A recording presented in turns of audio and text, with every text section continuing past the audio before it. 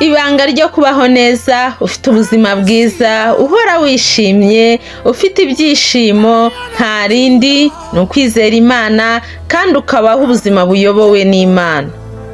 Ibyo rero ubigeraho gute? Nuko muri wowe ufata umwanzuro wo kugendana n'Imana, ukareka ibintu byose byatuma mutagirana umubano mwiza. Ugasenga, ugashima Imana mu byiza ndetse no mu bibi, ugahora ushima mu buzima bwawe bwose. Ikindi ibintu byose waba urimo uragerageza gukora, ntukavuge ngo ntibishoboka. Ibintu byose ujye ubishyira imbere y'Imana, uyibwire uti Imana, mu bushake bwawe nizeye ko bishoboka.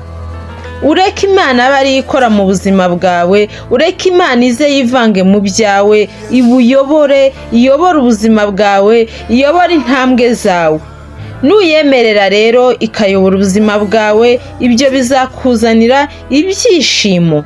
Ibyishimo bitari ibyo kurenzaho ngo useke ariko mu mutima urimo urashira. Oya, ni ibyishimo bituruka ku Mwami wacu Yahusha. Mwishime iteka, musenge ubudasiba, mu bibaho byose muhore mushima kuko ari iby'Imana ibashakaho muri Yahusha Hamashiya.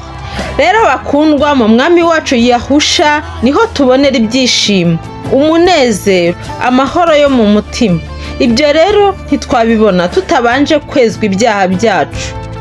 Nta wundi rero tweza ibyaha ni Umwami wacu Yahusha. Iyo tumaze kwezwa tuba duhindutse bashya muri we, turangwa n'urukundo n'ibyishimo n'ingeso nziza ziranga umuntu wamenye Imana. Mujye mwishima mu Mwami wacu iminsi yose. Yewe nongeye kubivuga nti mwishime. Abafilipi igice cya 4 umurongo wa 4. Ijambo ry'Imana ni ryiza cyane kandi rirasobanutse.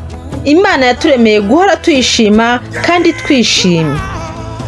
Ngo hahirwa ababa mu nzu yawe babasha kugushima ubudasiba. Zaburi ya 84. Inzira rero yo kugera kuri ibyo byishimo ni ijambo ryayo, ni ijambo ry'Imana.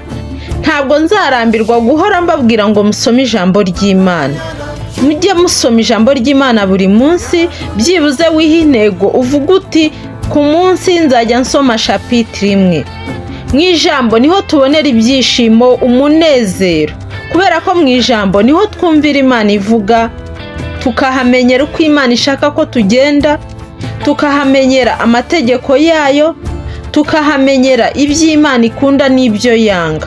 Iyo tumaze kumenya iby'Imana yanga, turabireka tugakora ibyo ikunda, tukizera Imana, tukayoborwa nayo, tukayubaha. Kuko uyobowe n'Imana rero arangwa n'imico myiza n'urukundo, akirinda ikintu cyose cyamutandukanya n'urukundo rw'Imana, kwiganyira imibabaro yo muri ubu buzima, agahinda ko mu mutima. Ibyo byose nibyo bituma utagira ibyishimo. Uhora ushima muri byose. Kugira ngo uhorane ibyishimo rero buri munsi, nuko usaba Imana ikayobora intambwe zawe, umutima unyuzwe wuzuye urukundo. Ugasoma ijambo ry'Imana buri munsi kugira ngo ubashe kugendera mu nzira zayo kandi ubashe kugirana communication n'Imana. Imana ibishaka ko tuyiha umwanya, nk'uko ubonera umwanya inshuti zawe, abavandimwe bawe, umuryango wawe, mukaganira mukishima n'Imana, nayo uwo mwanya irawukeneye. Imana irashaka ko muganira, iguha ibyishimo utabonera mu bantu.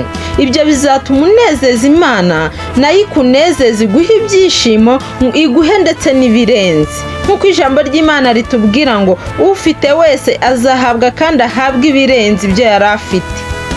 Ni ukuvuga ngo umuntu wujuje ibyo navuze hariya haruguru byose azahabwa ibirenze, ariko utabifite nta byishimo yabona.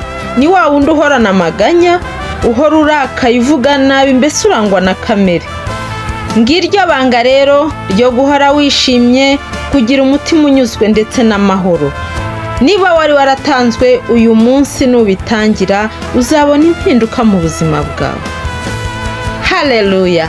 Muhabwe umugisha, muhimbaze Yahuwa.